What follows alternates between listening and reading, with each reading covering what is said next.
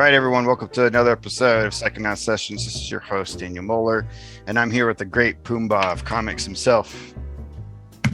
The great Poombah. Ben GRANOFF. Here I am. Hi. You're very hyperbolic, and you probably give me more hyperbolic cheerleading than anybody. I don't think so. I do. I know for a fact that you do. But last week I was reading your book and I gave you a compliment, and you pushed me back at an arm's length because I said I find you wise. Meanwhile, on social media, you called me the godfather of indie comics, and then the next time just a god. There you go. It's a very even exchange. Yeah, don't worry, I'll tear you down from God. Yeah, good. Very soon. So I mean, you've got work in image grain design. I'm gonna go through some things just because I want to embarrass you, so everybody knows how prolific you are. We shared some work in Rep and Ec together, which I'm really proud of. To share some work with you. This is a piece. Is this still available on your website? That is on. Was it bengranoff.gumroad.com? You can get it there with other books. Any fans of H.P. Lovecraft, get it there. You were just recently in a collaboration with the man, the myth, Tony McMillan. What an honor. Yeah. Oh, yes, totally an honor. And also great book, great story, which was also in Wizard number 2. Oh, fuck, why? One of the best. You have that? How did you get that? Hell yeah, I've got that. I got my waste. I told you I'm your number one fan. You're my number one fan. There's only 30 of those that exist. Really? Of that edition, yeah. Because that's really it's like a test. Like a test edition. So why am I having my kid take out student loans for college then? I don't know. I couldn't tell you. So that's Oh Fuck Why. Check out the brand new logo when it finally comes out. I'm in the middle of inking the 3rd issue right now. Oh, really? Yeah. Where's number 2 then? Is it production status? Number 2 is about to get lettered. Number 3 is in the early stages of getting colored, and I'm 15 pages into inks. And we will talk about the whole saga of what I'm doing and what the future holds over the next podcast. All right. One of the best stoner comics of all time. Oh my God, thank you. You did some amazing textures and touch-ups in Arcane.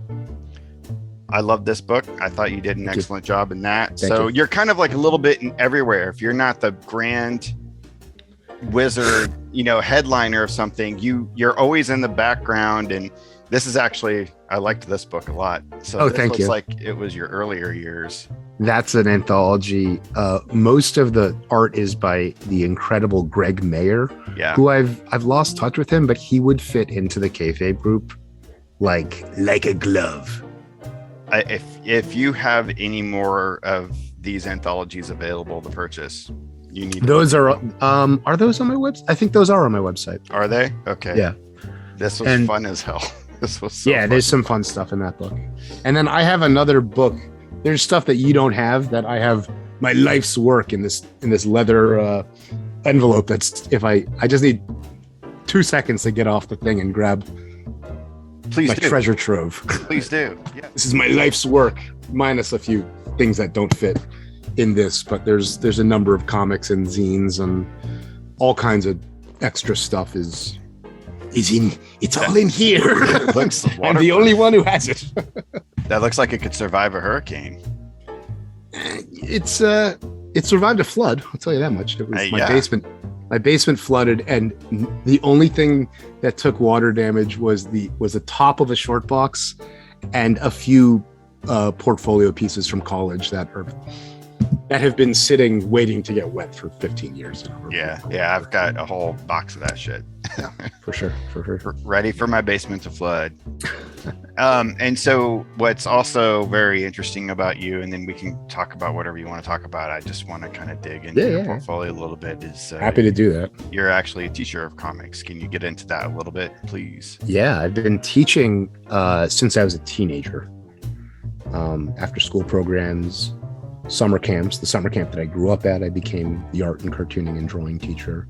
Department of Education, New York City, charter schools, And for the last 5 years, I've been teaching at the New York Film Academy, teaching storyboarding and drawing and any number of related cartooning things to visual storytelling that seem relevant to them. It's nice to walk in and just be the expert. And then the other thing is that you do not, there's that really awful those that can't teach kind of mentality, right. Which is incredibly degrading and horrible because teaching is a skill unto itself, right. And it's a highly creative one to boot. But you do not have to be a master to get a beginner to become a novice. And I think that's going to be an important theme that we'll hit on throughout this conversation. It's just not necessary. Like you don't, I hope one day I will become a studio art draftsman genius. It's not going to happen. Right. But if I keep working over the next 3 decades of my life, I should improve a little bit. But I'm good enough to take someone who wants to draw and like unlock a few things within them. And that's unbelievably rewarding for me. I taught a kids summer camp class today, and I had 12-year-old cartoonists who by the time they're 18 will be drawing circles around me, you, anyone that we know. Sure. That's awesome. I taught college for a while in my late 20s, early 30s. But even I was one of those kids. I went to a really small high school, and I was one of those kids. I was like the only artist. And literally, whenever the art teacher was absent and they couldn't find a substitute, they would pull me in. Oh my God. To teach. And I like teaching somewhat. I mean, I do like teaching. I don't think I liked the politics of college, or at least the one I taught at. Sure. But I always tell people, especially those people who are like, I can't even draw a straight line. It's like, first of all, I can't either. That's what rulers are for. But also, everybody, I could, if just give me 1 hour, and I'll get you to the place where you can draw like somewhat adequately. Like you should be able to emulate some sort of impression of what it is that you're seeing, because the brain is made up in such a way that we can do this. We can find a way to imitate our environment, and we already do it. So we already are interpreting the images all around us in some way, shape, or form. We just normally turn it into data and we process it in different ways. But also the human species, we spent hundreds of millions of years drawing pictures. Like that's how, for all that we know and what we understand, that's how we communicated. That's true, but there is a level of like cognitive disconnect between hand-eye coordination and imagination that does exist. And so I've got people telling me that this is a drawing of someone sitting at a table because they can't visualize the thing. And they could practice, but because I have students who are at that level, and about 3% of them like could walk out the door any day and find a career in illustration because they're talented. Right. The challenge becomes how to teach for the differentiated levels of ability so that people on this end don't feel left out and people on this end aren't bored to death.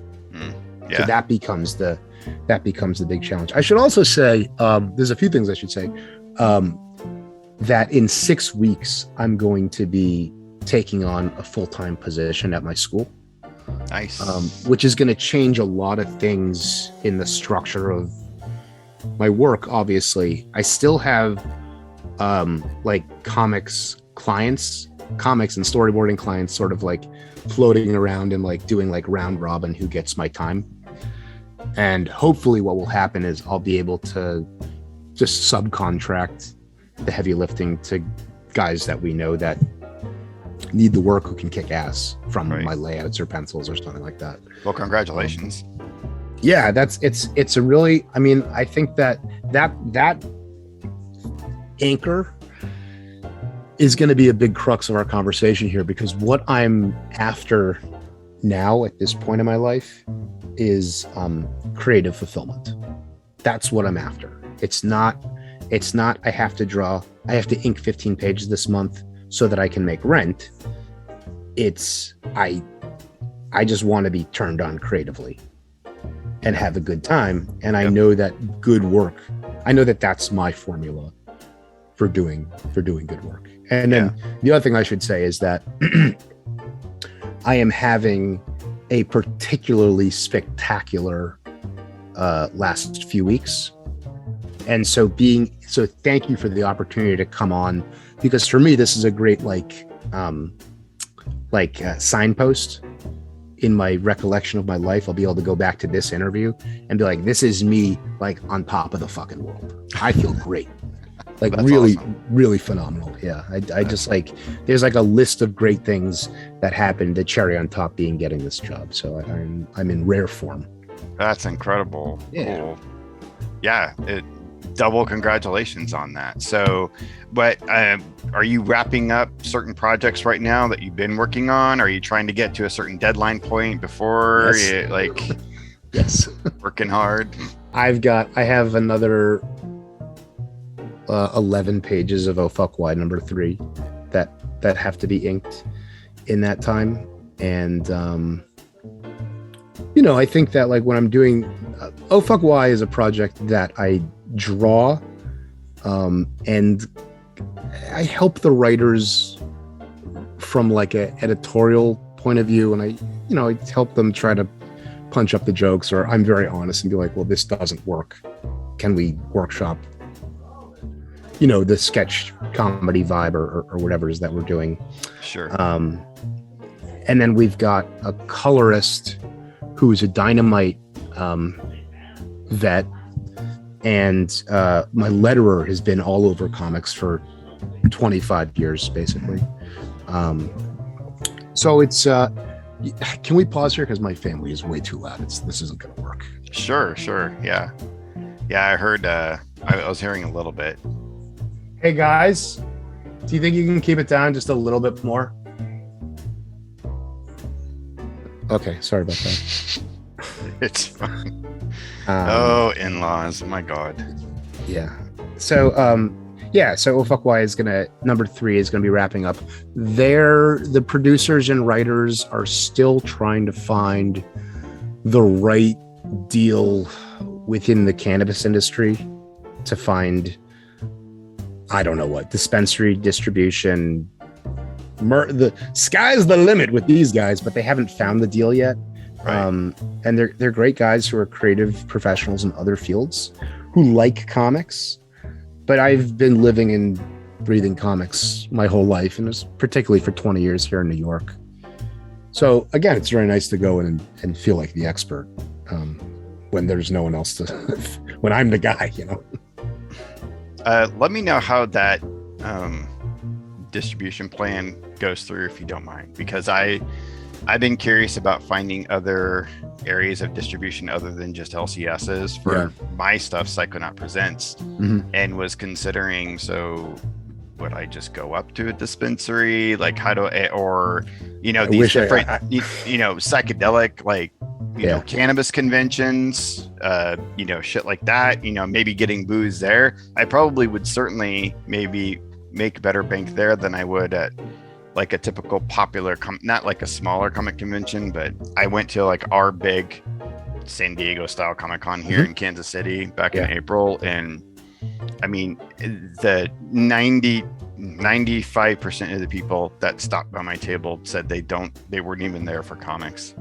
So it's just like, well, I think you've just described the dark night of every cartoonist's soul, which is that are we chasing capitalist dreams and Eisner Awards, or are we after creative fulfillment?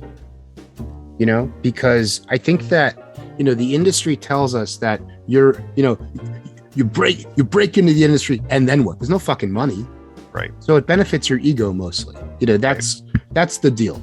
So I know that ego death is important. I just feel like everyone that's in is they're in, they're protecting their spot. It's a cool kids club. I get it. Like, they do great work. They're super talented. But like, if you break in, there's no fucking money. Yeah. So what's the point? Yeah, it's it's been disturbing knowing some of the people I know, even in Image Comics, that I thought were doing really well. I mean, they were really well-known names. Their books were amazing, and they're still sitting on stock. They're still sitting on some of you in the init, because you get like an initial stock print run from Image that you help pay for.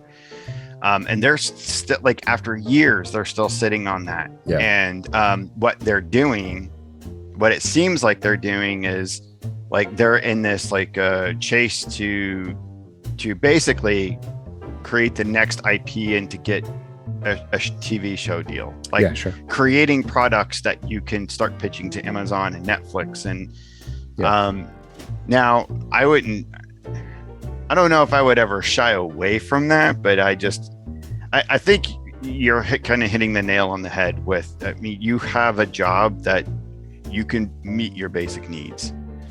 And I've been lucky to have a job to meet my basic needs. And so I don't have to make money. And I don't feel like I'm chasing after anything. I'm not saying that makes my work good at all, or better, but you're coming from a more stable position to do. Well, it's I guess like what you said, it provides a level of fulfillment for me where what I'm creating is a magical process for me. It's something that is very ritualistic, and it's part of the bread and butter that gives me fulfillment from day to day. It's not a chore. It doesn't have to be a chore or something I have to, there's still discipline involved. I'm not trying. Yeah, but you are Mr. Discipline, because you've put out comics and prose books while working with a family, and you find the time and you enjoy doing it. Yeah.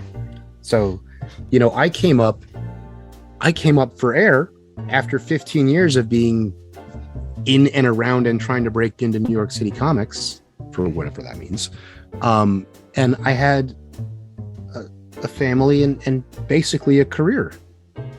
And what I get most fulfillment from is hanging out with my daughter and knowing that I can provide excellent experiences for her.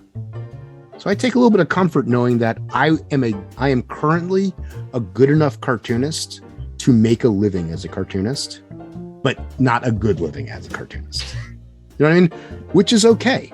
It's great. It's and then amazing. Like the Oh Fuck Why gig and other comics gigs that I have in the round robin of long-term clients, like, these are unicorn gigs in that, Jesus Christ, Dan, even if I had the chops to be at Marvel, which I know I don't.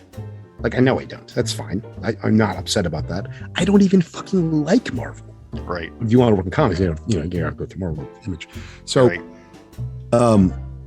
like, even if I had the chops to be at Marvel, I still make a higher rate on this indie book where I have basically editorial clout and no deadline. Yep. So, I mean, that's pretty close to creative fulfillment and like logistical, just like being able to spend 15 hours on every page or whatever the fuck it is. Sure. Yeah. I don't know if I ever, I mean, when I was 13-year-old me, definitely what I wanted to do was what I wanted to do was work on X-Men or whatever, or if Todd McFarlane would have been knocking on my door, or Rob Liefeld, sure. I don't know if I would ever, because I know of the page rate that some of these people get, and I don't know if I would tackle that, especially if I would only tackle a mainstream book if I could Rick Veitch it, if I could completely go at it and I was able to do completely my own thing, because I'm at a point, I think I'm a little bit older than you. I'm 44. I've been working a long time. I'm at this state where my time and energy is like really important, because I'm at the age now where I'm like falling asleep at 8:30 at night watching shows and shit. Like I don't have that much energy. And when I'm creating something, there's a lot of investment there. And I don't want to like just pump something out. Even some of the bootleg projects that we've been a part of, I've enjoyed them, but I've also been like, okay, I think I'm done with that. I'm done with that for a while, because I need to focus on the stuff that really makes my heart sing, because I came to the comics game way later than you. I didn't have the courage. You've developed tremendously in the last 3 years. Well, that's all serious, I've been. That's all it's been. Serious growth. Yeah. 3 years. And and a lot of our peers are in the same boat though, where they're like, and it's let's great. Get started. It's amazing that these people, that's what's so cool about the independent communities now, because there seems to be this awakening for a lot of people to finally be like, you know what, I can fucking make comics too. Why do I need to be trying to aim for something like Image or Marvel or whatever and have this, uber professional gloss and looking a certain way? Why don't I just make shit the way I want to make it? I was talking to Eli about that, because he felt kind of slighted by something an artist he admired said about his work. I know this story. Yeah. And it's just like, no way, man, your shit is amazing. And like that's what I do love about this community is everybody's work is completely identified and supported in terms of the individuality that their style and that their hand has. And that's, I've got another interesting thought about that, but I don't know if you have anything else to say. I think I'm just kind of rambling at this point. Well, this is the segue into the bigger conversation, which is, what does comics as a religion look like? And the truth is, we know what comics as a religion looks like. We just haven't given it a name. The best experiences I've ever had in comics, I have a lot of feathers in my cap from being in New York City and being in and around comics. I've basically done everything that you can do, including making a living as a cartoonist, except for like working on X-Men. Like right. That's the thing I haven't done, yeah. and I'm not going to do it. But the best, and I was an intern, which was incredible. I was a retailer, I've been a journalist, I've been a podcaster. I've worn every hat from penciler to editor, letterer, toner, writer, all these things. But the best times I've ever had with comics was making comics and making comics with my friends. Like, that's it. So like none of the other stuff is really important, because frankly, the self-promotion hustle is so exhausting and gross that I don't need the money. So it's just like, it's more soul-sucking than the benefit of, I would make money, I'd make more money. So here's the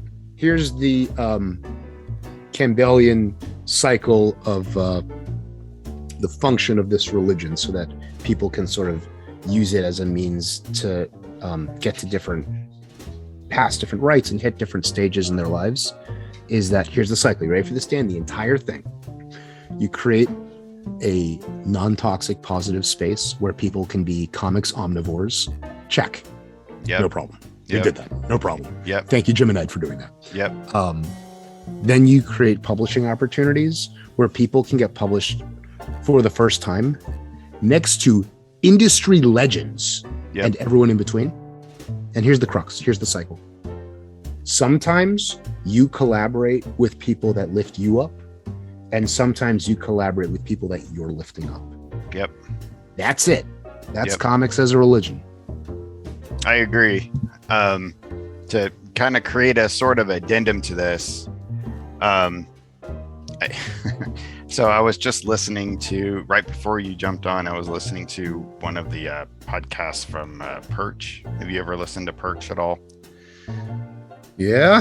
Yeah. So I can't believe you listen to Perch. Yeah. I mean, all that shit. That's a whole other can of worms. I listen to a lot of people, man, because I'm just taking it all in, and it doesn't mean I agree with them or even. No, I totally get that, and I have listened to all those guys. Yeah, so all of them. I haven't listened to them in a while, but one popped up on my feed, and it was really interesting because it was about comics subculture and how subculture has kind of taken over the industry and his point of view. And so I'm kind of calling Perch out on this if he ever watches, is that his point of view is that subculture has pervaded the mainstream. So we have a lot of indie creators that are in this mainstream market. Yeah. And that's one of the reasons why comics aren't good, because the whole purpose of subculture is to tear down, to put it in the ghetto. Right. Yeah. And so, which was just really weird to me, but it also kind of called into, because I'm sitting here being part of this, I guess you could call it independent community or subculture community, but like you said, there's legends mixed with, I mean, I just got published in Rick Veitch's book. There isn't this like hierarchy. Right. I didn't know that. You're in Bong Comics? No, I'm in his latest Rare Bit Fiends. Oh shit. Yeah. Oh, right. You told me that. Yeah. So Dan, your formula. What else is there? No one's going to give you $10,000. So what the fuck else is there? That's really all I needed. That's actually really all I needed in my life. I'm actually good now. But anyway, what is this idea of subculture? And because I understand that I think it's actually this categorization provided by industry to not, to kind of keep it to a demarcation of one level of talent versus another, maybe, or what? I don't know. I don't know what it is. But if we're all brothers and sisters in comics, if you have more talent than someone else, you help them out so that they can get better. So that's why I'm bringing them up. Instead of keeping them at an arm's reach. Right. So here's my thing with Perch and all those guys, whether you want to call them Comicsgate or Comicsgate adjacent or whatever. We could have a 2-hour podcast just about that. Yeah. We should talk with Dan Shaheen about that. He is all in on the Comicsgate research. Oh, that's cool. Dan's a good guy. Because he's fascinated by it. Yeah, and he'll talk to anybody. So I think that the problem is that those guys think that mainstream comics are the pinnacle of what this medium is, that genre, like that's what comics are.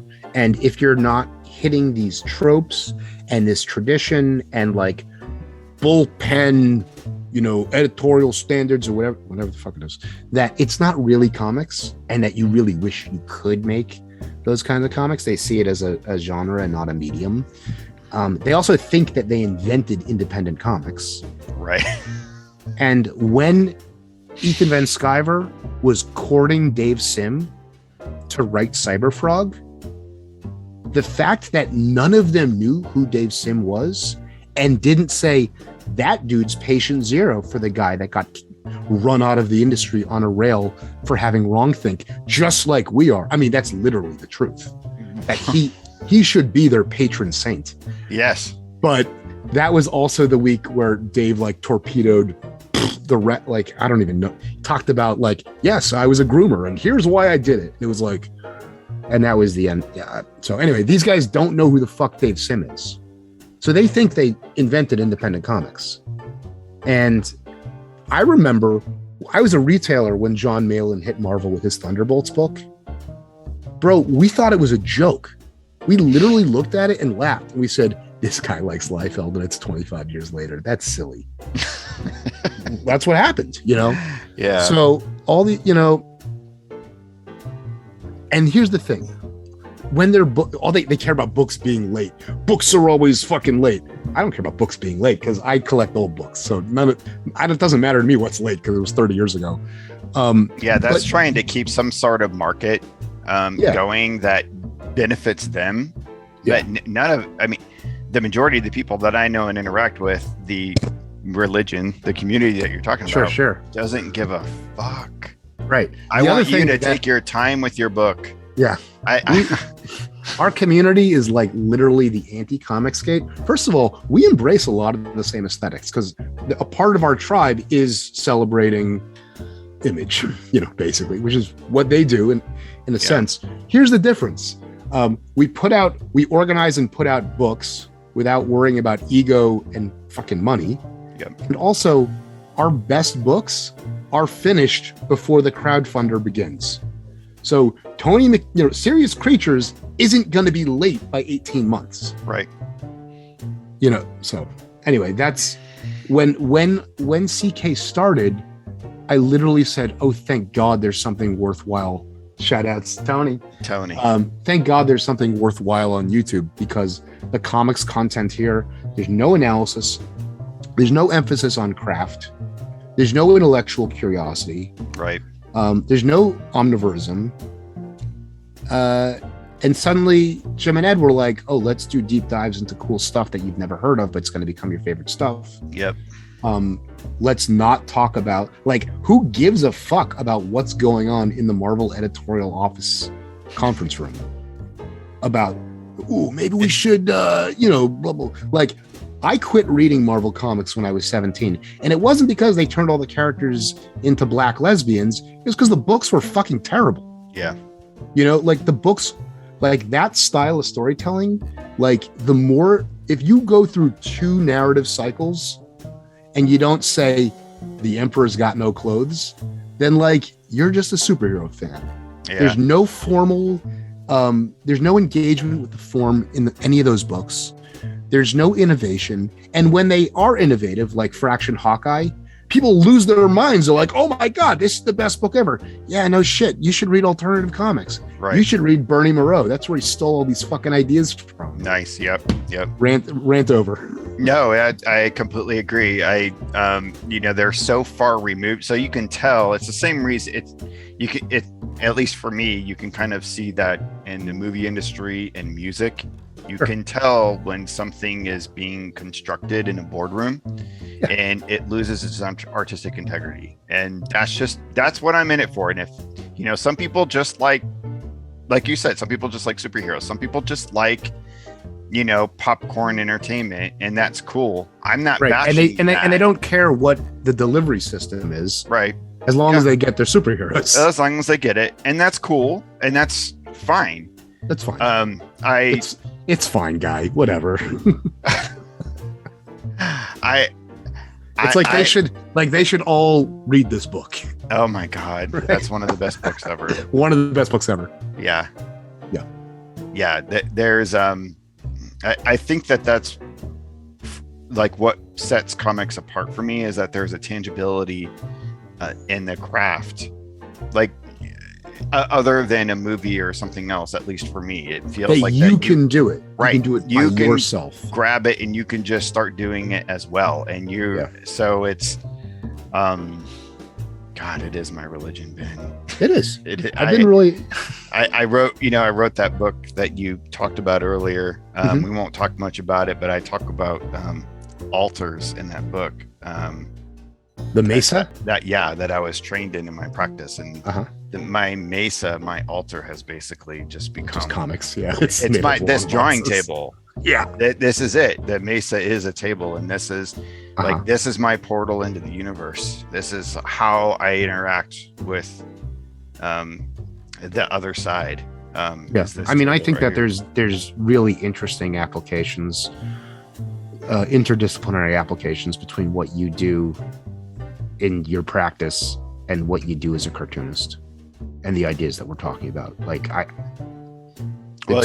They just go right together. You actually see that all over the comics world. Anyway, you just I mean, that tout some of those bigger names like Alan Moore and Grant Morrison, and for sure. I mean, even just Matthew Allison putting a spiritual component into the tropes of superheroics or the tradition of comics publishing. I haven't read Canker yet. I looked at it when I was at Eli's house, and it was every page oh my God, this is fucking crazy. It's that, especially if I don't know if you're getting the new hardback version that he put out. Now that I have a real job, I'm getting every book that's ever coming out. It's that book I had to really sit with to read from beginning to end, because I've already read it in snippets, and it's kind of like a psychological drill to the head. But all at once, like the whole gamut, it is a spiritual experience. It's fucking incredible. And that's what I'm interested in, are things that are mind altering, that that will kind of push you out of your element, because anybody can just sit down and watch an Avengers movie or whatever and just be entertained. Right. Sure. But I've had a very deep spiritual experience with the end of Flex Mentallo, where I've had a neurological release, where literally the feeling of my mind being blown. And I get that from layouts that are innovative and storytelling devices that subvert my expectations about what a comic can or should do. It's a wonderful, versatile, poetic medium. I've been in love with it since I was a boy. I remember writing poetry about it for English class assignments in middle school. I just can't get a fuck enough of this stuff. But now that I've got this family, and I also have like more comic books than any one person should have, and I've checked off a lot of these boxes on like the path of like, I want to be Mr. Comics, my everything is changing right now in terms of what I want. Like, I said this to Craig yesterday, I am more interested in memes and shit posts than I am in new release comics. So I don't know if you know the Calvin and Hobbes Spiff posting group, or if you've seen like all the weird Garfield memes and web shits that have happened on the internet in the last 15 years. To me, taking something that exists that we all know and love and remixing it with the actual original thing is like way more interesting than like doing homages in comics. You know what I mean? Like, I think a lot of people are getting off doing, I did an homage in IGD of Batman's parents being murdered or whatever. Right. Year one. And I was like, ooh, this is fun. And I finished it and I was like, I'm never doing this again. all the images, I don't want to all the images that y'all are homaging, like, they don't need to be homaged anymore. Like, it's right. That's over. Come to the Spiff posting group. Come do some Calvin and Hobbes memes. Oh, I'll have to check that out. I just feel like being like this rebel creative, this like gonzo creative spirit, where what regular people are doing, like, it totally democratizes comics, because you can just make them on your phone and they'll still be funny. Even if they look shitty, they're still funny. Right. And this is like Dada for comics. Yeah. So this is my thing. Because of all the things in the industry that I complained about earlier, the industry tells you that if you are not already drawing at a professional level, you do not deserve to draw comics. Do not soil our precious medium with your, shoddy fundamentals of drawing. Okay, fuck that. The people that need to be drawing comics the most are the people that can't draw. The people that think I will never be able to do that. And then they do it and they love it. Mm-hmm. And it's like Kurt Vonnegut, like, do it poorly. There you go. You will find creative fulfillment in being shitty at it. And if you can enjoy being shitty at it, then you will be able to improve. You might never become J.H. Williams III. 99.99 blah blah blah % of the population will never be that talented. Yeah. You don't have to be That's not the point. You don't have to be good at drawing to make good comics. Right. It's a communications tool. Yeah. And there's people that are really good at drawing, or think they're really good at drawing, who have no idea how to communicate, that make terrible comics. I see them on the walls of the stand of the shop every week I go in, and I say to myself, I'm depressed. I don't want any of this. And it's really easy for me to imagine my stuff being on the wall and someone saying, I don't want any of this.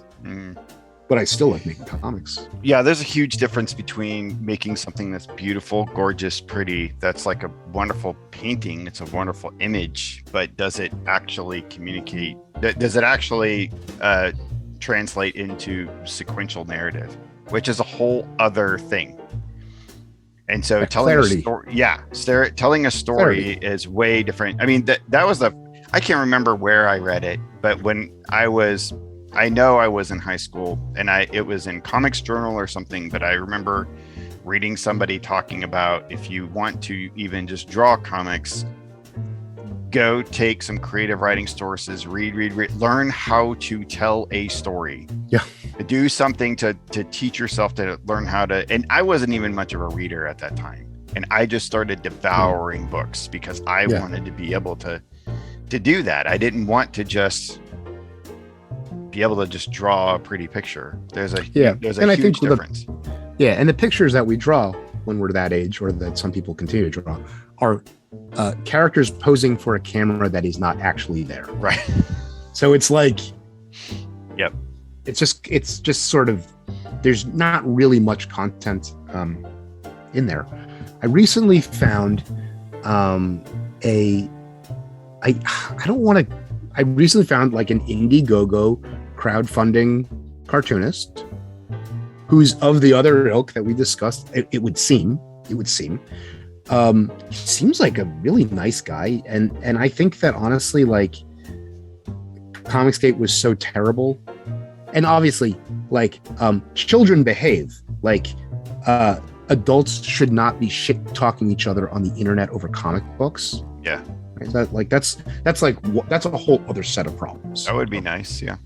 You know, like, that's what we found, is like a place where you can say all comics are awesome. Anyway, so I found this guy because I think he had a really like effective clickbaity title, and the title was "Comic Books Are Trash." And his argument was that, like, I failed out of 2 art schools because I wanted to draw in like hot style comics, image, titty, gun books. Yep. That's fine. And he's like, this guy does a image, titty, gun, Indiegogo book, and he makes $30K every, whatever. He makes 30, 60K every campaign. Must be nice, right? Like, it's a product. He found the audience. That's what they want. God bless everybody. Yep. Seems like a nice guy. Yep. And it was literally like, he's like, comics are trash. Like, they are about, vomiting raw emotion in the form of a superhero. And it's like, all right, well, bro, like, I saw this stuff. The titties look very nice, but like, it's like, just like, have you ever read a book? You know, like, everyone read books. They're excellent. Books are excellent. And I got to tell you, Dan, I don't even read Eli tries me all the time. I don't read my comics. I like to look at them. I read the pictures because I believe that you can just, if you don't, you should be able to. You should be able to. Yeah. First of all. And then, like, a lot of times when you see armchair, people that aren't cartoonists, that don't understand the form and craft of the thing, when they critique books, they're like, all right, did Robin sound like Robin? I read 700 Batman comics. I know what Robin sounds like. This doesn't sound like Robin. This is, like, okay, like, that's not like a real, that's not a real literary, I mean, it's a literary criticism highly specific to serialized storytelling. Your inner critic has got a Brooklyn accent. Everyone has a Brooklyn accent with me. Yeah. So everyone should read books. Everyone should enjoy all kinds of comics. And there should be no one should be talking about anyone's bad artwork. People should say, you should see someone that has bad artwork and say, this guy's cool. Here's 3 simple things I could tell him off the top of my head that would make his or her work better. Yeah. And that's it would be nice. It would be nice if there wasn't people out there gatekeeping the industry and trying to formulate the industry into some sort of hierarchy that meets some sort of weird need. Yeah, sure. I think every company and every industry is facing it's just that. about ego. There's no Yeah. fucking money. Yeah. So they're gatekeeping people. Ooh, maybe they'll say, once you get in, you'll get the money. And then you get in, like, where's the money? Fuck you. Keep working, asshole. Yeah. I mean, there's very few people that are making a lot of good money. Very, very, very few people. I mean, that's like the top 1%, like the whole world. Right. And here's the crazy thing. Given that we're just both indie cartoonist, regular Joes on the outside, we've still managed to rub shoulders and interview and publish alongside our literal heroes. Yeah. And we already talked about this, but like, money will come and go. If you want money, go into finance. You know? But like that creative fulfillment and that, like, you know, finding that not everything about the industry, the Twitter scene, the social scene is completely toxic and horrible is very rewarding. And so, you know, being able to have joined our community and come away with dozens of real friends is not something I was able to do before this community. And I'm not like a social idiot. I'm not great socially. I you know, we all have anxiety, and that's why I sit at this desk and draw the pictures. Right. But like in 15 years of like being in and around New York City comics, I've met a lot of people and I know a lot of people. Did I make friends? Yeah, sure, I made friends, but not like dozens and dozens of people that are like saying nice things about my work. That's what I always wanted, and that's what I found. So that was very fulfilling too. This is so weird. I mean, at my age, there's a lot of people in my age group that are all curmudgeon-y about the internet, and I'm like just now getting to this place where, man, I found such a wonderful place to be on the internet. Yeah. It is not. Yeah. Social media is not that bad. You just have to stay. Like, even so, you were talking about Comicsgate earlier.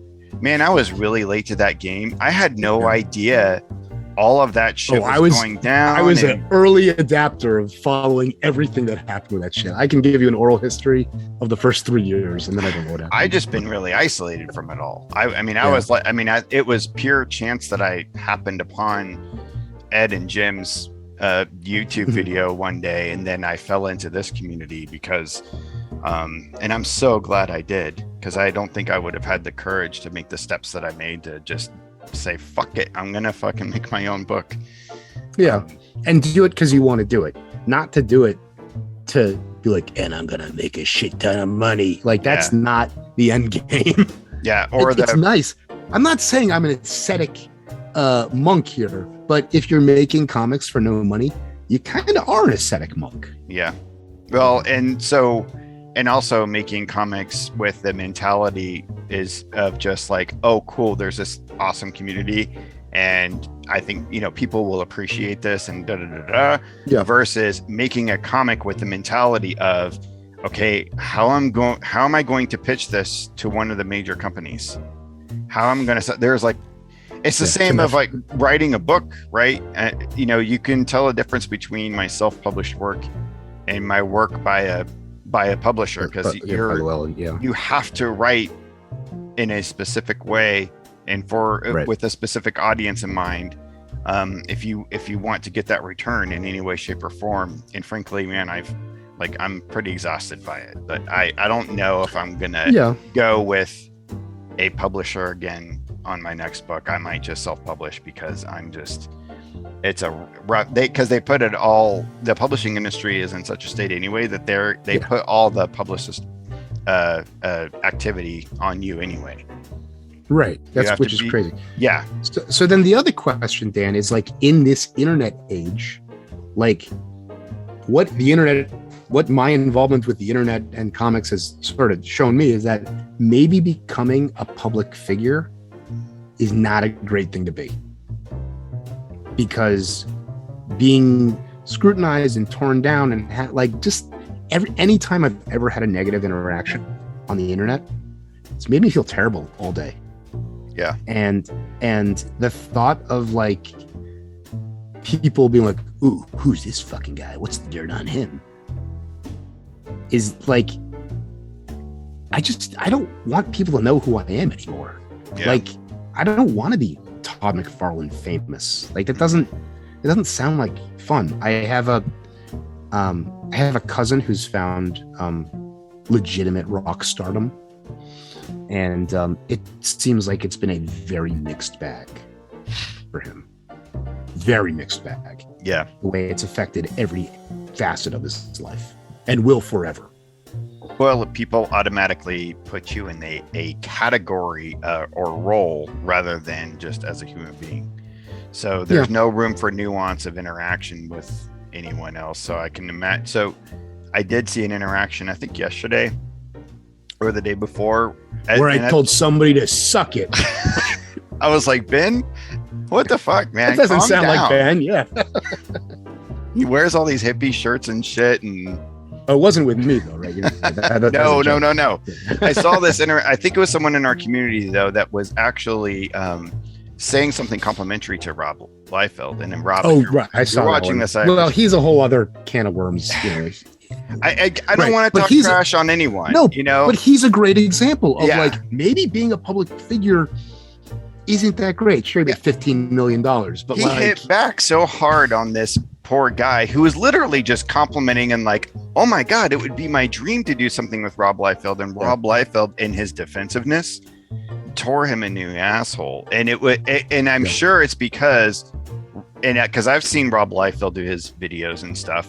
He spends all day, every day responding to criticisms of his work, criticisms of whether or not he actually had the best selling, X books of this period of time, and the number of, like, just sure. And it's an like endless and nonstop stream of having to like defend his castle from nonsense. Right. And like, why would you want to do that? Which, I mean, he looks like he's like rolling in the dough and he does really well for himself. So I'm not like knocking him, but it just millions of dollars. It doesn't seem his whole life. It doesn't seem like it would be very conducive to happiness, at least for me, especially since I'm already in a comfortable position that I have a job that I feel satisfied in and like takes care of my family.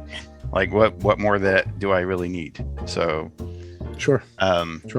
That's probably really simplistic and kind of Zen minded though for the situation. I'm sure that life that he leads or Todd McFarlane leads is complex and difficult. I will say that young 13-year-old me who looked up to them and was on the image bandwagon and woohoo, and actually sparked a lot of my like the volcanic creative urges that I had. What ended up happening whenever Todd McFarlane and others started kind of creating these empires and these little like miniature industries for themselves, and there was something that just kind of died in me a little bit. Yeah, they became the thing that they said they wouldn't become. Right. What did Rick Veitch say about them? Do you remember? You remember what he had to say about that? Probably in his shoot interview.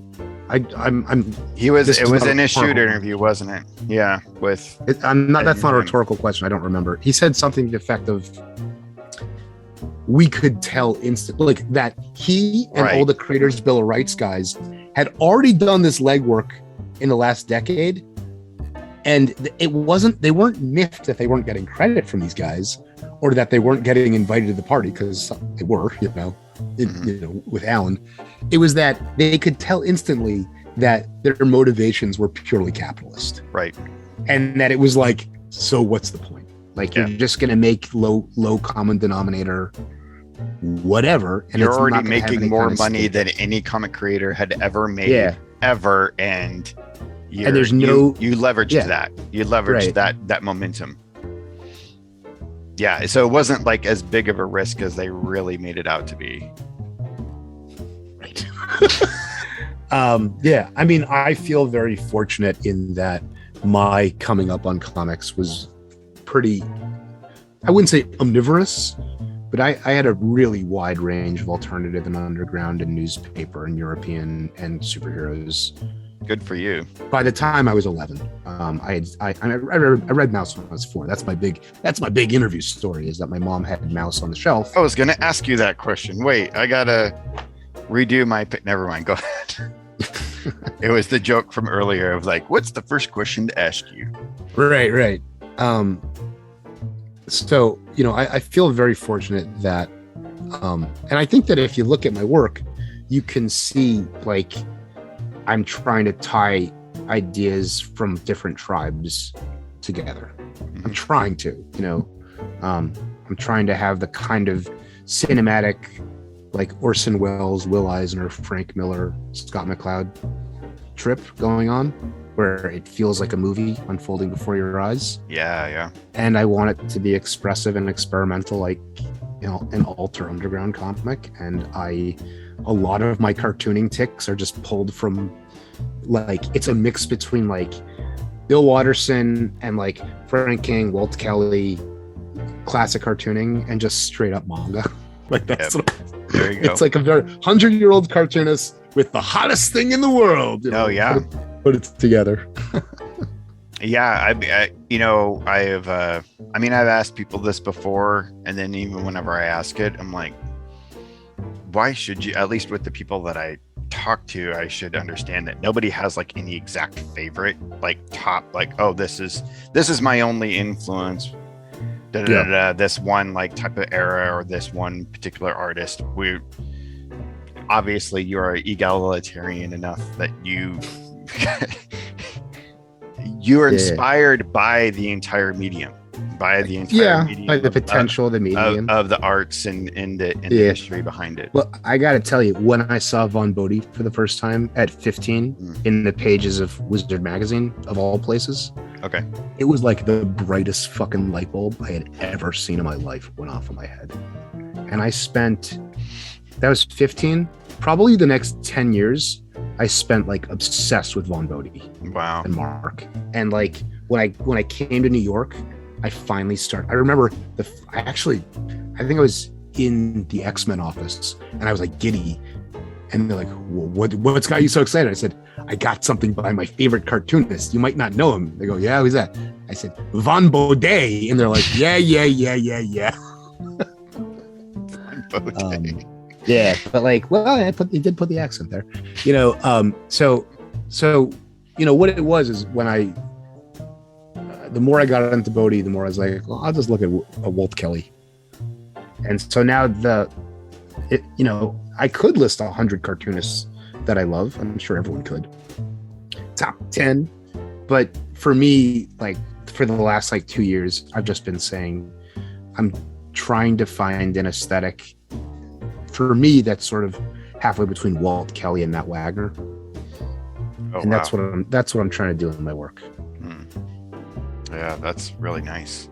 Wagner has got this like precision in my brain with his work. Like he's the grandmaster.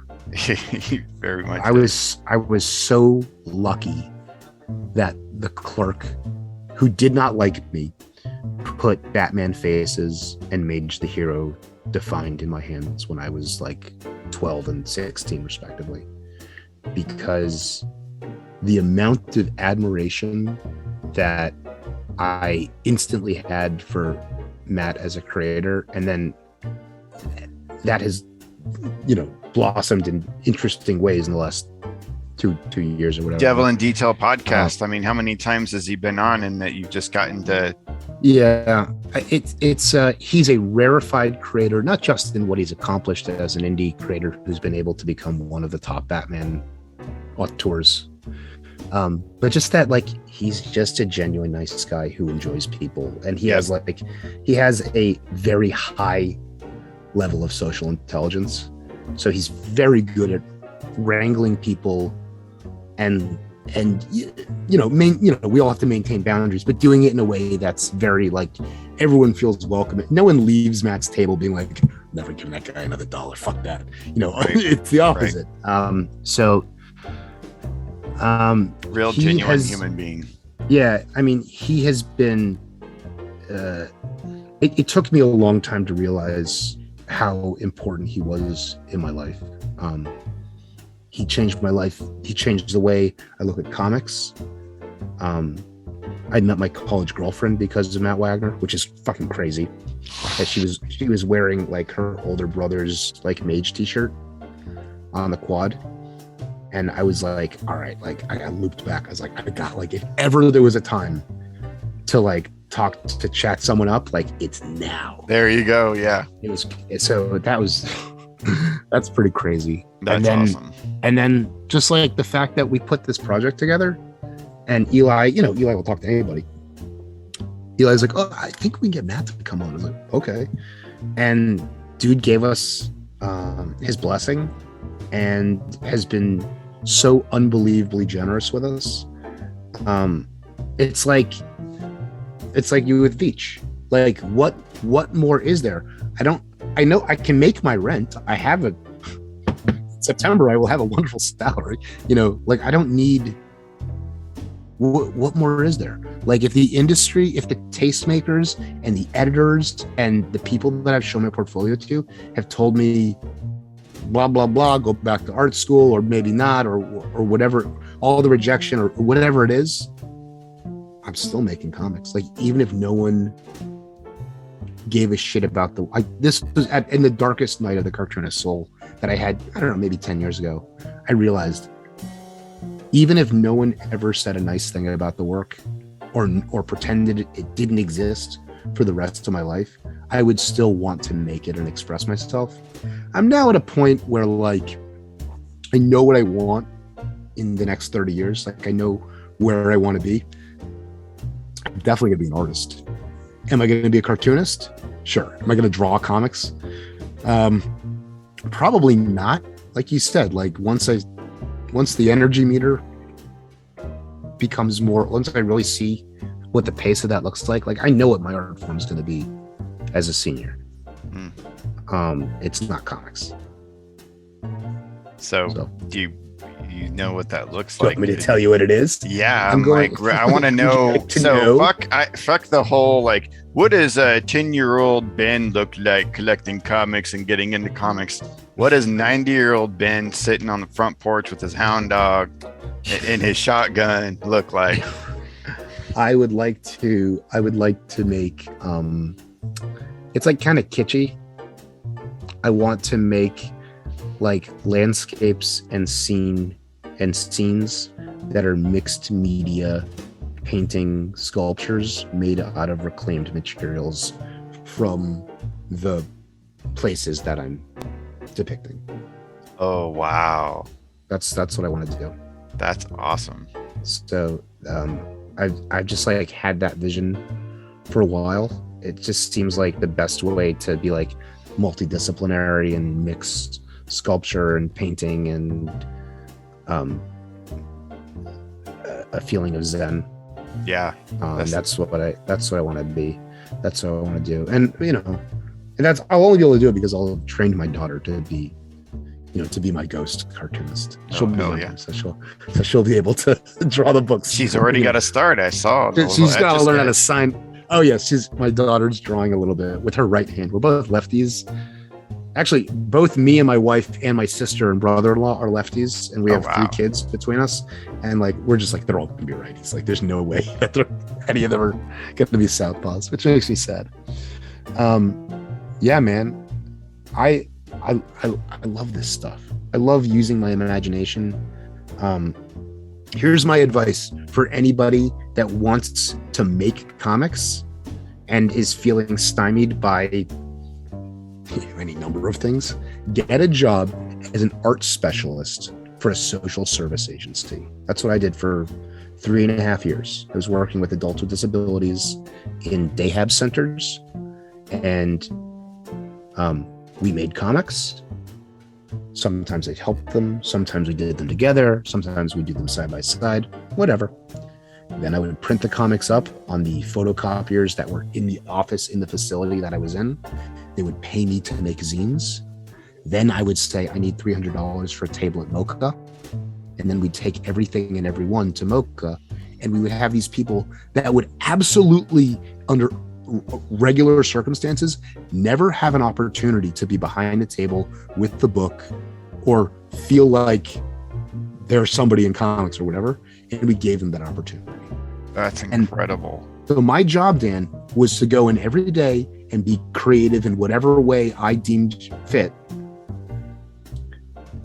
for a higher hourly rate than you would make churning out pages if I had the chops to be Marvel Comics. And so doing good work, like working with people with disabilities, like giving them the opportunity to like have like this creative expression and to expose it out into the world. I mean, that was the medicine, man. That's incredible. That was the medicine. That was the service and the talent and the expression. And let me see if I got some of these. I'm using all your terms because I enjoyed your book so much, although I'm not finished with it yet. Oh my God. So, all right, I'll pull out some books that you don't have. Getting out the waterproof bag. Let's look at your the thing here. That is crazy. I don't think I've ever seen a bag like that before. It's like a leather binder. Oh, it's the kind of thing mobsters use. Oh, this is cool. This is Harrison Bergeron. This is an adaptation that I did with my students at the Challenger of New York in 2011. This is the Kurt Vonnegut story, right? Oh, so every awesome. kid, we broke it down. Every kid did it. This is from middle schoolers at the best middle schooling. Obviously, it's a cut above the rest. But this, I did this with a community-based non 10 years ago. It's just a zine, man. That's awesome. And it's a zine, and it's literally a zine. All right, so let's see what else I got here. Oh, I don't know where the good ones are. They're all good. This is one I did with Gifford. Oh, this one's amazing. This is with Gifford. What's it called? Hip Hop Dance Battle. Hell Gifford and Ben's got look. Gifford and Ben's got looks. Together again books. And this is a history of hip hop in rhyme that I made with Gifford Boy. This is nice. This baller book belongs to, right? So it's about coming up hard and finding, but like this is a guy who would never have the opportunity otherwise to be in comics, and we were able to give that to him. Here's awesome. Diego's Ninja Turtles book. Oh, that's awesome. Oh my God, that's beautiful. And coming soon from Diego Franchica, a 50-page slavish moment-by-moment adaptation of Back to the Future. Oh, wow. Line by line, shot by shot. It is. That's some Here's a good one. Cool-looking textures in there, man. That looks nice. Yeah, it's ink wash. It's, So anyway, I think what I did was on this one, I think I did the lettering and the layouts, and then we would screen cap the moments on an iPad and we would copy them in. And then I'd say, okay, solid black here and all that stuff. So, man, that was the medicine. Here's my first published credit. This is almost 20 years old. This is a staff credit. Where is it? There you go. Hey, you did special thanks to Ben Granoff. There you go. You did the Marvel thing. What did you do for that issue? I transcribed the letter column, I think. And I did whatever they needed me to do. I wasn't a great intern. It was the first time I was ever in an office, and all the other interns that were like that I went to school with or went to SVA that were there at the time, they all ended up in comics, like as editors for Marvel or as writers, letterers.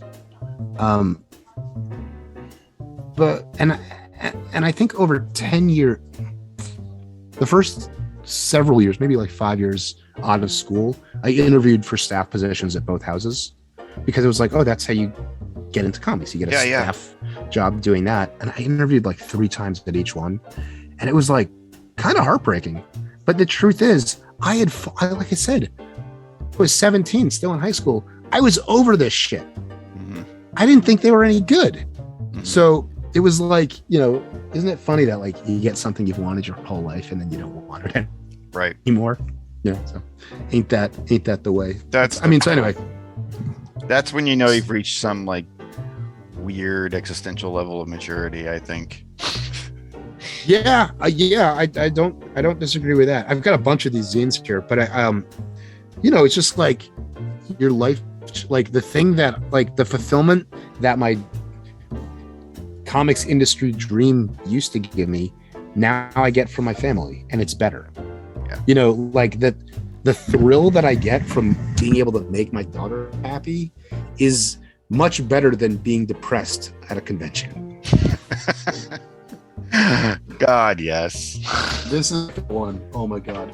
This is Mission Stellar. What's this guy's name? I can't. Holy shit! This is Mission Stellar, and that's right up my alley. That looks so fucking awesome. So cool. I might have some comps of this one I can send you.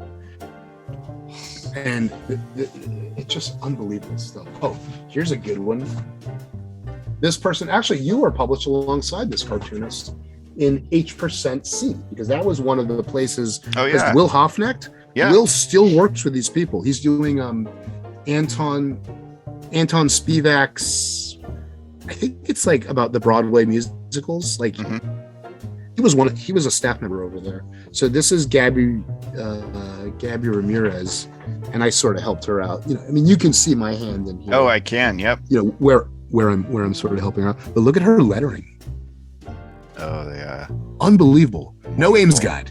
No, wonderful. So it's like I'm so into like, and I don't mean this disparagingly at all, but like super powered neurology, like the fact that we all have the patience and fascination to be here, do this, collect all these fucking books, spend out, that we can talk about all these things that like people that aren't inside baseball won't know what this fucking conversation means. Right. It's there is a spectrum disorder component to a lot of what we do. I think, and that's okay. That's actually how I got turned on to Jim and Ed. Yeah, because they have that level of neuroses, I think, that I really related to, and for sure. Yeah. And now here we all are. Oh, look at this one. Look at this card. Oh, by Cynthia Soto. Oh, she was also an H%C, and this just fell out of her Apple Pencil. So stunning. Anyway, this was stunning. If you want a job where your job is to make comics, find the AHRC Social Service Agency. They are national. There are branches all over the country, because there are people with disabilities that require support. And one of those supports that you can give them as an artist is the medicine of having fun making comics with your friends. That's my... you talked about what you want to do when you're 90 and you're retiring. I think that's like when I'm ready to retire, I think that I could do that. That sounds wonderful. Yeah. It was a legitimate job that paid a better rate than one would make were they one of the most talented cartoonists in the world working at Marvel Comics. So what? That doesn't, and there's no deadline, and you can do whatever you want. Right? So. Yeah. And you're helping people. I mean, the shame is you're like paying, you're helping people. You're providing joy. Yeah. Which was the whole purpose why any of us wanted to get into this to begin with, really. Yeah, for sure. You want to see some other rarities that no one can ever own? This is cool. That's going to make this video itself worth a shit ton of money. This one you might be able to find. This has it's a Kablam book that someone, Sean, what's this guy's name? Sean McGrath. I found this gig on digital webbing the week I graduated from college, and I did this backup story, now unfortunately titled "All Students Must Die." Oh hell yeah! It's about a magic using frustrated high school faculty that falls to their this teacher uses like illusion magic to get the students in line. Look at this crazy fucking inking that I was doing. Oh, I love it. Right. So this is in a book called Frattermine number 4. I bet you can find this online. On Indie Planet, Kablam. Yeah, I bet you can. Yeah, I bet you can find it there. Yeah. This is my another Kablam book. There we go. And I probably saved $75 to have this tacky ad on the back. And I remember taking it to a few shops, and they were like, "Oh, cool!" And they're like, "We don't carry anything with this." And I was like, "Oh, fair enough." Yeah. This is Clint and Rosebud, those freewheel ramps and Other Stories by Ben GRANOFF. Bonus, Cerebus is on the cover. There we go. Under Duress. Love it. This one, you have this one, I think. Yes, I do. Federation? That's why I forgot to pull it out. Yep, Freedom Federation. This is Dark World, #1 by Greg Mayer. Ooh. This is intense stuff. Wow. This is why I said this guy would fit into the community like a glove. Like he would be inspired to finally like do more of this. This is God. That's incredible. 2009. Yeah, he was a really neat talent. You got this one. Showed that one. Yep. Arcane. Do you have this one? My 24-hour comic. No. Is this appropriate to show all my books off? I don't know. It's kind of like tacky, but fuck it. I don't give Only a shit. I'm having a good time. this. I'm having a good time. So everybody else can.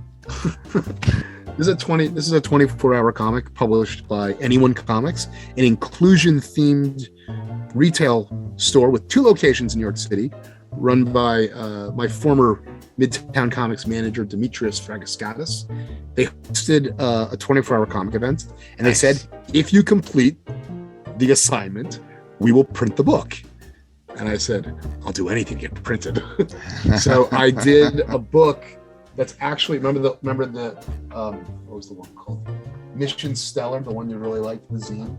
Oh, yeah. I stole the title from that guy. So I did a comic called Pastor Cool versus Bastard Cruel, a little Germanus Personae. Ooh, and so nice I lettering there. Cool title. Thank you. Yeah. So I did a 24-hour comic, and it's really fucking weird. And it's a year marinating on what I did. And the next year, I did the second chapter to sort of help explain what I was doing. So my hope is that at some point in the near future, I'll have a zine of 48-hour comic, both volumes in one that you can buy fresh off the photocopier of my work. Nice. Yeah, man. Yeah, I'm kind of surprised our community hasn't done like a 24-hour comic thing. Well, 24-hour comics is it's really not good for your health. I still want to do one though. It's like everybody should try ayahuasca at least once. You gotta at least do 24-hour comic once in your career. I mean, I want to try ayahuasca more than once. We'll talk later about that. Yeah. These are some of my favorite things I'm in. I'm in these issues. This is Wait It Gets Worse, and they're autobiographical anthologies by 2 guys that live in my neighborhood. Doug Latino, who's like the writer and publisher, and Eisner Award winner Gideon Kendall, who is like literally the best cartoonist in New York City. He draws like Jack Davis, and he stings like a bee. And these guys just like basically let me do stories in their thing. You can find those. Just compared him to Jack Davis, if he's watching, he needs to bake you a cake. He knows he's like Jack Davis. He knows he's the shit. He draws like Jack Davis. He's fucking great. But anyway, there's all kinds of other H%. Oh, this is the one. Dingleberry Blues with Dove Torben. This one's interesting. Yeah, you'll like this one. This is totally inspired by one really crazy night that we had seeing the premiere of Pineapple Express. And I remember I did it, and we were so proud. I showed it to my uncle, who has no interest in this. He goes, "So you like that movie?" And I was like, "No, it's I don't know. Whatever you want me to say. Just leave me alone." Anyway, so that's my life story, past, present, and future, Dan Muller. That is certainly a portfolio to be proud of. 100%. I mean, this is the first. I think this is the first time I was like published by a real magazine, which only happened a handful of times in my life. This is a one-pager. Well, it does have an ad on the back, like a real ad. Yeah, so. That's American Apparel, baby. Where's my comic? I don't know if any of these people went on to do anything. Me and Dove are both in this. Oh, here's page 1. So it's about my father and grandfather having a little word pun play. Nice. That's my life story, past, present, future. Man. I'm never drawing comics again, Dan. I've joined full-time academia. I'm going to draw salary and get benefits and hang out with my daughter, and hopefully take on, I want to model my future in comics, or the immediate future, after like Harvey Kurtzman and Matt Wagner. Oh yeah. I want to maintain control and do the least amount of work. Yeah. But I'm in a position where I can do that. Yeah, that's awesome. As long as my clients go for it.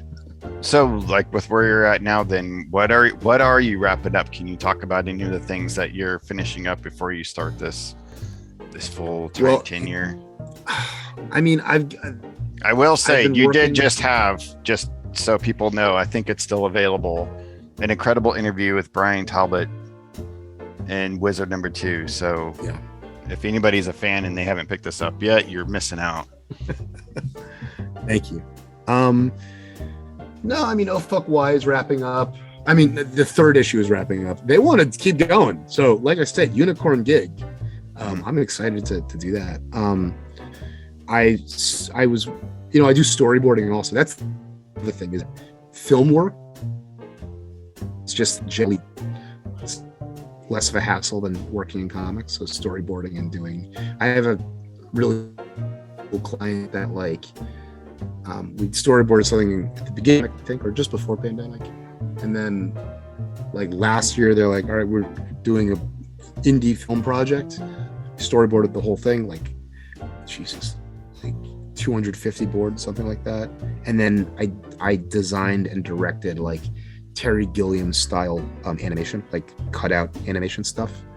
Yeah. That's my man, Terry Gilliam. I mean, we can talk about Terry Gilliam all day. Yeah. All day. He's my favorite. Yeah. Time Bandits is so good. Oh my God. And I didn't see it all the way through until 6 months ago, because I would always get bored at the end of the first act, fuck this. And then I watched it, and I was like, this movie's, it's his best movie. Yeah, it's incredible. And Taika Waititi's doing the new show. Yeah. Man, it's I have already had the experience of my career of stepping away from full-time freelance and art as my focus. The first time I did it, I was really sad, because it felt like it was the end of the dream. It was never going to progress. I hadn't really achieved the things that I set out to do. And I did I did the beginning of my education, professional stuff. I did a year of Teach for America. That was the hardest thing I ever did. And when it was over, I was I have to get back into comics. I have to do this. So I got my retail job and slowly started doing that. And so I'm in a place right now where I have literally had a day job for 10 years. And I can't do a job that I don't want to do. Yeah. So I'm really excited so I don't feel sad this time. I don't feel like I'm saying goodbye to my dreams as art. Fuck that. I will hopefully live another 40 years at least. I hope. Mm-hmm. And I know that I know I'm good to doing art and continue to progress in comics, film, books, illustration. I like to express myself. I am good enough at it to make a living. And I hope I never fall out of love with it. And I hope that the very real toxicity that surrounds the entire situation, of the way I feel very deeply personal about my dreams and the way that butts up the whole rest of it, fuck it. That's not where it's at for me. Yeah. I would love to be, the question became, do I want to do my work, or do I want to be one of the boys? Yeah. Which is more important, right? Yep. Very fair question. But I found my friends, so I am one of the boys. Yep. What? One of the boys with people that treat everyone like shit? Okay, that sounds great. I'm here to work, man. I'm here to get that work done. Yeah. And to have fun. Being creative is fun. Yeah. And I tell my students, if you're not having fun, you seriously think what you're doing or your approach to it. Yep. Because it's too much work to not, on some level, find creative fulfillment. 100%. So, to kind of get us to a place of wrap up, I do want to kind of talk about a little bit how I was first introduced to you. I can't remember who it was, but it was about 2 or 3 people in our community that I was asking questions because I didn't know exactly how to get published. I didn't really know. I mean, I was like really unsure of myself and was afraid to dip my toe into the sharky waters. And 3 or 4 people kept pointing in your direction. And your legacy was already getting built up for me because you were being touted as... For you.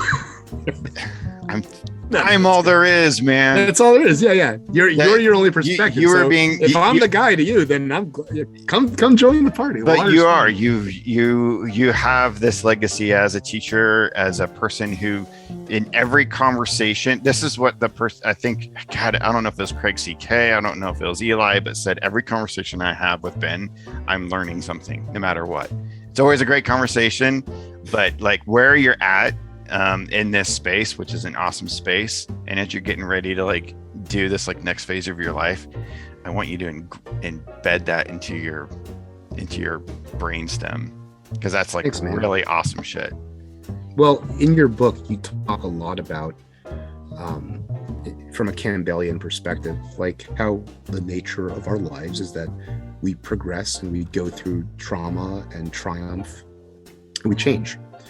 And I feel like I'm like at one of those turning points in my life. And, I hope that we can all find happiness. That's all there is. It's fucking cool. And that I can complete my Kamui run. I'd like to that's, if you've got Kamui issues 22 through 34, just send them my way. Because Dan, you're right. I do have a legacy, and part of my legacy is that I've reached a point in comics where people are sending me shit. Usually, it's just Eli without telling me, but I will very often just like a book that I want will just show up for some reason. Usually, it's because of Eli. But so if you've got Kamui, I'm gonna custom bind Kamui. Oh my God, that's hilarious. Yeah, cool. All right. How are you? How's your work? How's Simon Myth #2? Oh my God. So I'm going to put that on the screen, the cover, because I want to give another shout out to you and thanks, because man, I have a hard time coloring. I can't, I don't know what it is. I can never find the right pop. And you jumped in and you assisted me in like 5 minutes, and you took my colors on the image that I'm now displaying on the screen, and you managed to make this pop and flare in such a way. So thank you so much, sir. Dan, that's part of the thing that that's the best part of comics. I know. That's like just like being able to like jump in and help each other out and have fun making cool shit with your friends. Like what else is there? We're not 22 anymore. We have jobs. Yep. And like what is my dream? That I'll draw like a never-ending stream of pages about people in spandex punching each other with no health insurance? That sounds really appealing. And if I ever stop, I'll be homeless and dead. Doesn't sound that great. But you could inspire the next blockbuster hit. Yeah, sure. The next great spiff post. You could. Can we talk about Sam J. Royale to play us out? Oh yeah, Sam J. Royale, right here, the man, the myth. A guy who deserves to blow up. If anyone like deserves to have their work to be surprised by like, ooh, I didn't know it was gonna get this big. It's this guy. The level of precision and design and thoughtfulness in everything he does. The texture and the like warmth in his images, but also the way he just the obscure pop that he has with his figure work. And I mean, he can both make. So Dishoom #1 was, I mean, talk about a book that was a spiritual experience. I'm jealous because I don't have my copy right here. My wife might still have it because she was reading them last night. It is Masters of the Universe by Carl Jung. Yes. Yeah. Oh my God. It's unbelievable. That is so perfect. Good. That is perfect. And then, yeah, I know that Dishoom #2 is coming out soon as well. Very soon. He's actually gonna come on the channel here, and we're gonna talk about it like after it launches. So he gives such good interview because he's so thoughtful and he's so well read, and he has such a great love of pulp. But he's also he's like listening to him talk about Robert E. Howard is unbelievable. As a brown person, he's just like, this shit's terrible, but it's terrible. And his work really addresses like these issues that are so prevalent right now about walking the line of like representation matters, but you have to do it in a way that matters. And then like taking all these pulp tropes and loving them, but making fun of them at the same time. He's brilliant. Well, I can't wait to have him on the channel, because I highly admire him. Yeah, he's great. I only talk to people I like anyway. Well, that's the thing. It's like, it's very flattering for me to be aided by my friend on a podcast that I know will be viewed by my friends. Hi guys. Nice. I hope I've done everyone. I apologize deeply for my comments about too much homaging. Keep homaging by all means, but don't listen to me. I'm a fucking idiot. You know what I hate? No, what Ben says is right. He's setting the new trends for us, man. You know what image I absolutely hate? Oh my God. Where is it? I hate it, but I love it so much that I keep it wrapped up in plastic. This is the worst drawing of all time. I fucking hate it. I've actually never. So some people are going to kill me. I've never been a gigantic Frank Miller fan. I appreciate. Do you have a work that you like more than others? No, you don't like really. Him. You don't like Frank. Yeah, it's fine. I don't own a single Frank Miller book. It's not. I mean, it just doesn't. It's never. He's never really hit me in a way. I appreciate it. I've read it. I enjoy the stuff. But yeah, that image I've never understood. And I know people like homage that image all the time, and I'm just looking at it going, I don't understand. Like, what is the? It just makes my skin crawl. I can't. It's not even the pose. It's just like the way it wrinkles, like his flesh is like, it's like varicose veins. It's disgusting. Yeah, I like Frank a lot. I met him when I was a retailer. Mm-hmm. Man, I came back from lunch. It wasn't that busy. And they were like he was there with like two handlers, basically. He had a stack of like $2,200 worth of books, big books, like hardcover, whatever, artist editions and all this shit. And I stood there and I watched Frank Miller, and I'm like, they're all too busy. No one sees that he's there. It must have been the only time he'd been in a comic store and was left alone. And I stood there watching. The Wrangler watching this. You know who that is? I say, yeah, he's my hero, but nobody else here recognizes him. And he goes, shh. And my buddy who was working there is like the biggest Batman fan I've ever met. Like tattoos, like I'm obsessed with Batman. And I ended up getting about a minute's worth of FaceTime with him at the elevator. Get in my car. I told him what I was doing. I told him how his work meant to me. He's so sweet to me in that 1 minute interaction. Cool. And he left. The doors closed, and I hear the elevator go down. And I'm like, "You guys didn't know Frank Miller was in here, did you?" What?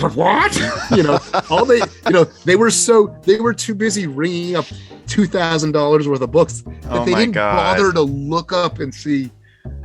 Anyway. I enjoy him a lot. What I like just ruined all those guys' day. That's hilarious. It needs to be made clear as everybody watches this. I don't hate Frank Miller, and you pass a Frank Miller book to me, I might enjoy it. I might appreciate it. He's never just gotten me so excited that I need to go out and own all the Frank Miller. Well, Dan, clearly you don't enjoy the feeling of your dick being made out of 3 machine guns. So it's not for everyone. But I do like a shitload of pouches. I love you do like all the pouches. Yeah. The double. I like the double-bladed swords. They look like this. The ones you can file your nails with. Yeah. Like Shatterstar, baby.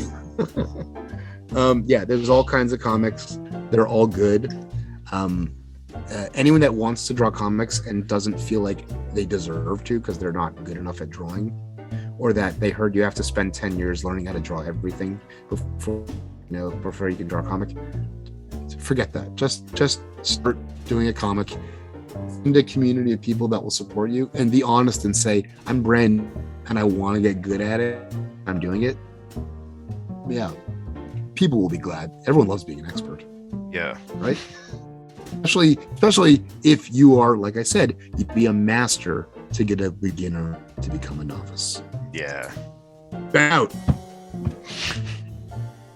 That's it, ladies and gentlemen. Keep it psycho.